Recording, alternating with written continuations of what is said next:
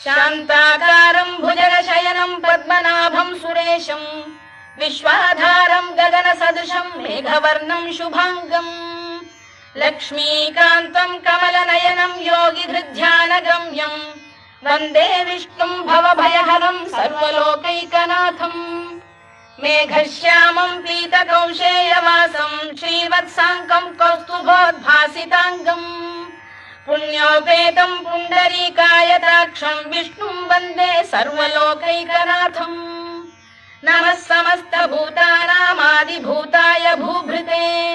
अनेकरूपरूपाय विष्णवे प्रभविष्णवे सशङ्खचक्रं सकिरीटकुण्डलं सपीतवस्त्रं सरसीरुहेक्षणं सहारवक्षस्थलशोभिकौस्तुभं नमामि विष्णुं शिरसा चतुर्भुजम् छायायां पारिजातस्य हेमसिंहासनोपरि